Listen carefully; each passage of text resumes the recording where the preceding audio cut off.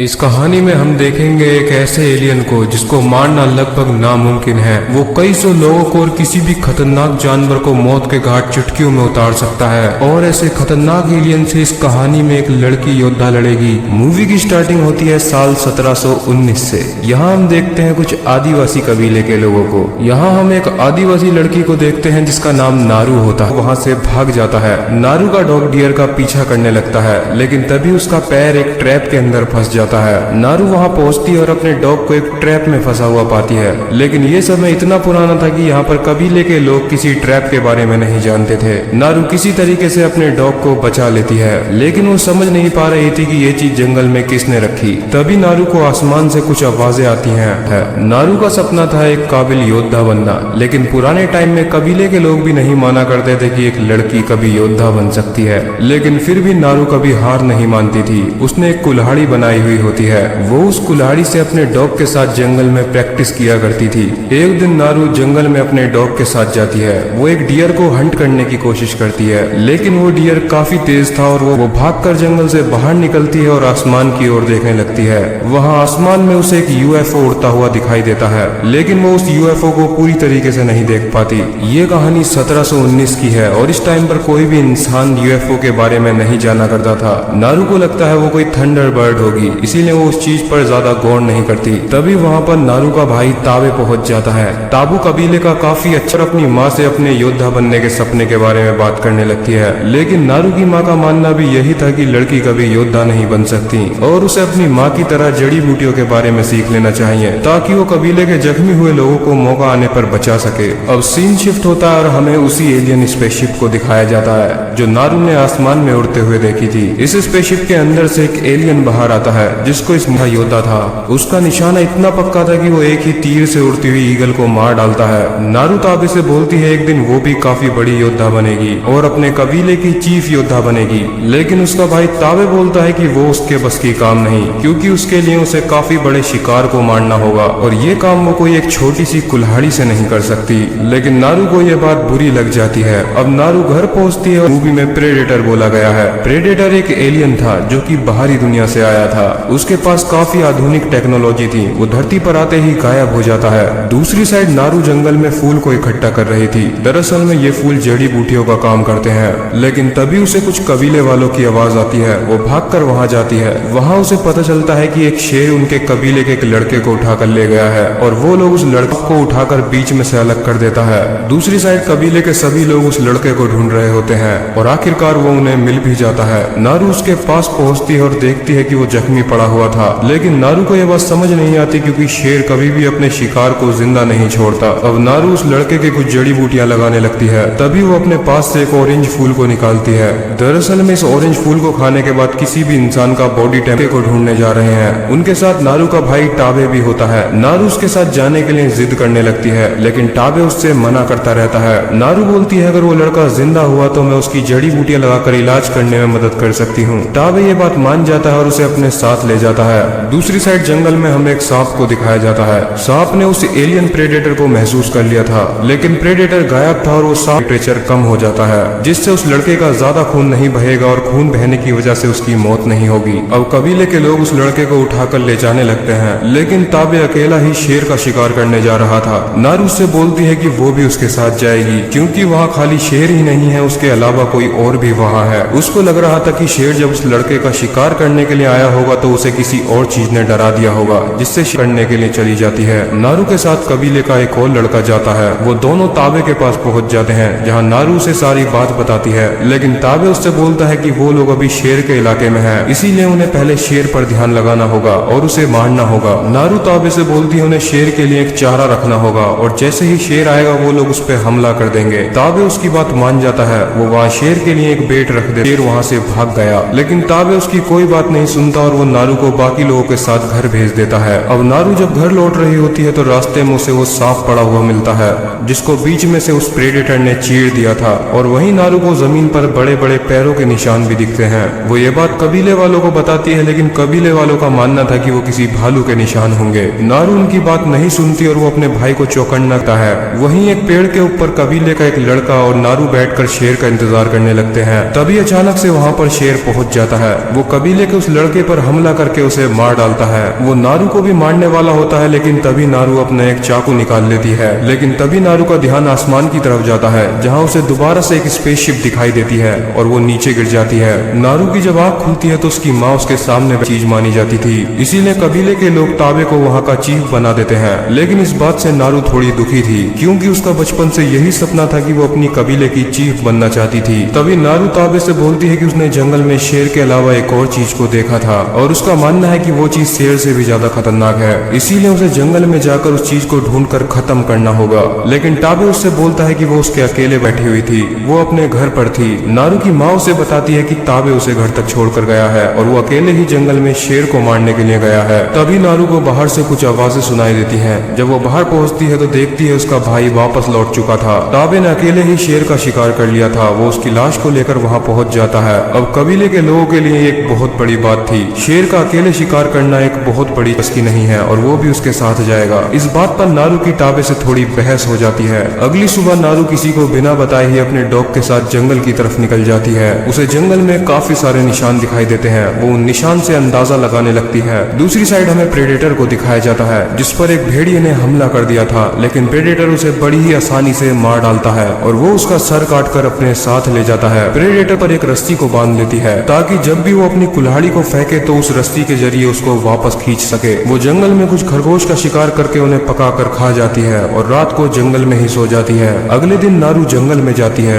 जहाँ उसे काफी सारी बफेलोज मरी पड़ी दिखती हैं। लेकिन कमाल की बात ये थी कि उन बफेलोज की किसी ने खाल उधेड़ दी थी। उसे बफेलो के पास एक सिगार पड़ी हुई दिखती है, लेकिन नारू को सिगार के बाद उस भेड़िए के सिर को एक गैस से पिघला देता है और उसकी खोपड़ी को अपने साथ रख लेता है। जो भी चीज उसे थोड़ी भी टक्कर दिया करती थी वो उसका खोपड़ा अपने साथ रिवॉर्ड के तरीके पर रख लिया करता था, ताकि जब वो अपने गृह पर लौटे तो अपने लोगों में वहाँ की बढ़ाई मार सके कि बाहर की दुनिया में उसका कोई मुकाबला नहीं है और उसने वहाँ के लोगों को मारकर उनके सर इकट्ठे किए हैं। दूसरी साइड नारू अपनी थोड़ी प्रैक्टिस कर रही होती है। वो अपनी कुल्हाड़ी बारे में कुछ भी नहीं पता था। नारू अब आगे बढ़ती है, लेकिन तभी उसका पैर एक दलदल में पड़ जाता है। वो दलदल के अंदर धंसने लगती है, लेकिन तभी वो अपनी कुल्हाड़ी का सहारा लेती है। वो अपनी कुल्हाड़ी को एक पेड़ पर फेंक कर मारती है। उसने अपनी कुल्हाड़ी में एक रस्सी बांध ली थी, जिसकी मदद से वो बाहर निकल आती है। दूसरी साइड प्रेडेटर भी उसी जगह पर पहुंच जाता है, जहाँ पर काफी सारी बफेलोज मरी पड़ी थी। वो देखता है इन सभी को किसी ने मारा है और समझ जाता है कि यहाँ भागने लगती है और जाकर एक लकड़ियों के ढेर के नीचे छुप जाती है। भालू से मारने ही वाला होता है, लेकिन तभी वहाँ पर प्रेडेटर पहुंच जाता है। प्रेडेटर को पता चलता है ये कोई बड़ी चीज है जो कि उसे तगड़ी टक्कर दे सकती है, इसीलिए वो उससे लड़ाई में पहले उसकी टेक्निक देखता है। भालू प्रेडेटर पर काफी हमले करता है, जिससे प्रेडेटर का थोड़ा खून भी बाहर आ जाता है, जो कि हरे कलर का था। लेकिन अब प्रेडेटर अपनी ताकत दिखाता है और एक ही वार में पर कोई एक तगड़ा शिकारी है और उसे उसका शिकार करना होगा। दूसरी साइड नारू आगे बढ़ रही होती है, लेकिन तभी उसे एक भालू दिख जाता है। वो उस भालू को मारने के लिए अपना तीर कमान बाहर निकालती है, लेकिन तभी उसका तीर कमान टूट जाता है। तभी वहाँ पर नारू का डॉग पहुंच जाता है। वो उस भालू का ध्यान भटका देता है। नारू अपने तीर कमान को ठीक करके उस भालू को दोबारा से मारने की कोशिश करती है, लेकिन वो भालू काफी ज्यादा बड़ा था। अब वो उससे बचकर उस भालू को मार डालता है और रिवॉर्ड के तौर पर वो उस भालू के खून से नहाता है। खून में भीगने की वजह से नारू को उसकी इनविजिबल बॉडी दिखने लगी थी। नारू उससे डरकर वहाँ से भागने लगती है। नारू को जंगल में अपने कबीले के कुछ लड़के दिखाई देते हैं।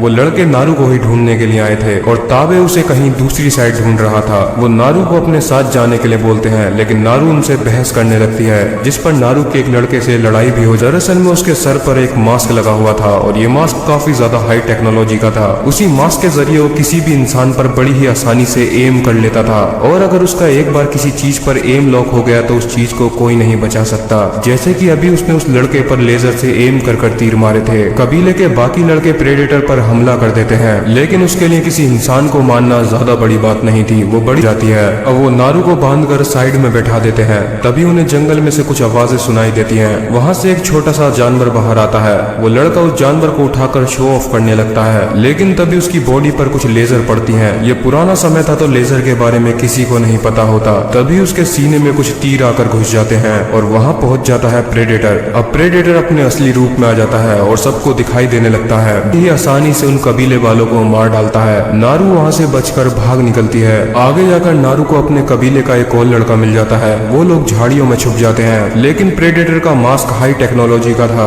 दरअसल में प्रेडेटर किसी भी इंसान को नहीं देख सकता था, बल्कि वो उसकी गर्मी से उसको पकड़ लिया करता था। अब नारू और वो लड़का वहाँ से भागने लगते हैं, लेकिन प्रेडेटर भी उनका पीछा कर रहा था। वो उस लड़के को पकड़कर मार डालता ले जाते हैं। नारू देखती है कि फ्रेंच का लीडर वहाँ सिगार पी रहा था और ऐसी ही सिगार उसने बफेलोस के पास पड़ी हुई देखी थी, यानी कि इन्हीं लोगों ने उन बफेलोस को मारा था और यही लोग हैं जो जंगल में ट्रैप बिछा रहे हैं। अब नारू के पास एक आदमी रफेल आता है जो कि काफी सारी भाषा जाना करता था। वो नारू से प्रेडेटर के बारे में पूछने लगता है। तभी वो लोग ताबे को उसके सामने ले आते हैं, क्योंकि उन्होंने उसके भाई ताबे को भी पकड़ लिया था। वो नारू वहाँ से बचकर भागी रही होती है, लेकिन तभी उसका पैर एक ट्रैप में फंस जाता है। प्रेडेटर नारू को मारने के लिए आगे बढ़ता है, लेकिन उसका पैर ट्रैप में फंसा हुआ देखकर वो उसे वहीं छोड़ जाता है। दरअसल में प्रेडेटर किसी भी निहत्थे इंसान को नहीं मारता था, उसको अपनी टक्कर का शिकारी चाहिए था जो उसका मुकाबला कर सके। अब नारू के पास कुछ फ्रेंच के सोल्जर्स आते हैं जिनके पास बंदूकें भी थी। वो नारू को किडनैप करके अपने साथ ताबे को उसके सामने टॉर्चर करने लगते हैं। अब वो नारू और ताबे को एक पेड़ से बांध देते हैं ताकि जैसे ही प्रेडेटर उन्हें मारने के लिए आए तो फ्रेंच के लोग उसे मार डालें। लेकिन नारू जानती थी कि प्रेडेटर ऐसे इंसानों पर हमला नहीं करता जो निहत्थे होते हैं। प्रेडेटर उन फ्रेंच के लोगों से लड़ने लगता है और उनकी गोलियों का भी उस पर कोई असर नहीं था। वो उन्हें बड़ी ही आसानी से मार डालता है। दूसरी साइड ताबे और नारू का खून निकलता है तो वो मर सकता है। दूसरी साइड प्रेडेटर फ्रेंच के लोगों से लड़ रहा था। वो उनके ऊपर अपने अलग अलग औजारों को ट्राई कर रहा था, मानो जैसे वो उनके साथ खेल रहा हो। उसके पास एक ऐसी शील्ड थी जो कि किसी भी इंसान की गर्दन बड़ी ही आसानी से अलग कर सकती है। दूसरी साइड नारू अपना दिमाग लगाती है और अपने भाई की और अपनी रस्सी को एक ट्रैप से खोल लेती है। अब नारू अपने डॉग को बचाने के लिए फ्रेंच मैन के बेस पेड़ से बंधे हुए थे। तभी ताबे नारू से बताता है कि उस शेर को मैंने अकेले नहीं मारा था, बल्कि तुमने पेड़ से गिरने से पहले उस शेर को काफी ज्यादा जख्मी कर दिया था, जिसकी वजह से मैं उस शेर को आसानी से मार पाया। ये बात सुनकर नारू को थोड़ा हौसला मिल जाता है। ताबे नारू से बोलता है कि उसे अपनी बहन के ऊपर काफी गर्व है और वो दोनों उस प्रेडेटर को मार डालेंगे। लेकिन नारू का मानना था कि वो प्रेडेटर नहीं मर सकता, जिस पर ताबे बोलता है कि अगर उस पर जाती है जहां उसका सामना काफी सारे फ्रेंच के लोगों से होता है, लेकिन वो उन्हें मार डालती है। तभी वहां पर घायल रफेल पहुंच जाता है। उसकी एक टांग टूट चुकी थी। वो नारू के ऊपर गन पॉइंट कर देता है। वो नारू से बोलता है अगर तुम मेरा पैर ठीक करने में मेरी मदद करोगी तो मैं तुम्हें अपनी बंदूक चलाना सिखाऊंगा। नारू उसकी बात मान जाती है और वो उसकी थोड़ी मरहम पट्टी करती है, जिसके बाद वो उसे वही ऑरेंज फूल खिला देती है जिससे रफेल का बॉडी टेम्परेचर रखा जाता है, जिससे उसकी चीख निकल जाती है और प्रेडेटर उसे भी मार डालता है। लेकिन अब इससे नारू को थोड़ी सीख मिल चुकी थी। वो समझ गई थी इस फूल को खाने से बॉडी टेम्परेचर डाउन हो जाता है और फिर उस इंसान को प्रेडेटर नहीं देख सकता, तो अब इसका फायदा नारू उठाने वाली थी। तभी वहाँ पर नारू का डॉग पहुंच जाता है। वो प्रेडेटर के ऊपर हमला करने वाला होता है, लेकिन प्रेडेटर उसके ऊपर अपनी लेजर पॉइंट कर देता है। इतने में ही वहाँ पर ताबे पहुंच जाता है, थोड़ा डाउन हो जाता है। अब वादे अनुसार रफेल भी उसे अपनी बंदूक चलाना सिखा देता है, लेकिन तभी वहाँ पर प्रेडेटर पहुंच जाता है। नारू भागकर एक पेड़ के पीछे छुप जाती है। रफेल वहीं लेटा हुआ मरने का ड्रामा करने लगता है। अब क्योंकि प्रेडेटर सिर्फ इंसान को उनकी हीट से पकड़ सकता था तो वो उसको नहीं देख पाता, क्योंकि रफेल ने वो फूल खा लिया था जिससे उसका बॉडी टेम्परेचर डाउन हो चुका था। लेकिन तभी प्रेडेटर का पैर रफेल के पैर पर है। वो प्रेडेटर के सिर पर हमला करता है जिससे उसका मास्क नीचे गिर जाता है। अब क्योंकि वो अपने मास्क से ही टारगेट पॉइंट करता था, इसीलिए उसका मास्क एक पेड़ के ऊपर टारगेट पॉइंट कर देता है। अब प्रेडेटर जब तीर चलाता है तो वो तीर सारे उस निशाने पर जाकर लगते हैं जहां उसका मास्क पॉइंट कर रहा था। इस चीज को नारू नोटिस करती है और वो समझ गई थी कि उसके मास्क के अंदर ही वो टारगेट लगा हुआ है। अब ताबे प्रेडेटर से लड़ने लगता है। वो काफी अच्छा योद्धा था तो चुका था। नारू वहाँ से भाग जाती है। नारू घर पहुँचती है और सबको ये बात बता देती है। अपने भाई की मौत के बाद से नारू बहुत ज्यादा टूट चुकी थी। नारू जंगल में एक नदी के पास बैठी होती है। तभी उसे सामने वो फ्रेंच का लीडर दिख जाता है। वो प्लान बनाती है और उस लीडर को अकेले ही पकड़ लेती है। अब नारू उससे बोलती है उसने उसके भाई को टॉर्चर किया था तो वो भी उसे टॉर्चर करेगी। वो उसे एक चारे की तरह इस्तेमाल करती है। जैसे ही प्रेडेटर उसे थोड़ी टक्कर भी देता है, वो उसे थोड़ा मारता भी है। इस चीज का फायदा उठाकर नारू उसके ऊपर बंदूक से हमला करती है, लेकिन उसे बंदूक अभी पूरी तरीके से चलानी नहीं आई थी। आखिर में प्रेडेटर अपने शिकारियों को तगड़ा देखकर गायब हो जाता है। वो समझ चुका था कि ये शिकारी थोड़े खतरनाक हैं। अब ताबे नारू से बोलता है कि वो वहाँ से भाग जाए, लेकिन इतने में ही प्रेडेटर ताबे के शरीर में 2 तलवार घुसा देता है। अब ताबे प्रेडेटर उसे मारने के लिए आएगा, वो प्रेडेटर पर पीछे से हमला कर देगी। अब नारू उसी फूल को खा लेती है जिससे उसका बॉडी टेम्परेचर डाउन हो जाएगा और प्रेडेटर उसे स्कैन नहीं कर पाएगा। प्रेडेटर वहाँ पहुँचता है और बड़ी ही आसानी से उस फ्रेंच लीडर को मार डालता है। नारू उसके ऊपर अलग अलग जगहों से हमला करने लगती है क्योंकि प्रेडेटर उसे अब स्कैन नहीं कर पा रहा था। नारू उसके पीछे से गोली चलाती है जिससे उसका मास्क नीचे गिर जाता है। अब नारू प्रेडेटर के मास्क को लेकर, लेकिन तभी नारू उसका दांत उखाड़कर उसके ही मुंह पर मार देती है। अब वो उसका पैर भी काट देती है और अपनी कुल्हाड़ी में रस्सी की मदद से वो उसको उसी दलदल में गिरा देती है। अब प्रेडेटर के पास अपने तीर का इस्तेमाल करने के अलावा कोई चारा नहीं बचा था। दरअसल में नारू यही चाहती थी, क्योंकि उसने उसके मास्क को ऐसी जगह पर सेट किया था जहां से उसका मास्क प्रेडेटर के सर पर ही निशाना लगा रहा था। जैसे ही प्रेडेटर तीर चलाता है वो तीर उसके ही सर में आकर वहां से भाग जाती है और एक जगह पर ले जाकर रख देती है। वो उस जगह पर काफी सारे ट्रैप तैयार करने लगती है। तभी वहां पर प्रेडेटर पहुंच जाता है। नारू उससे लड़ने लगती है और वो काफी अच्छे योद्धा की तरह उससे लड़ रही थी।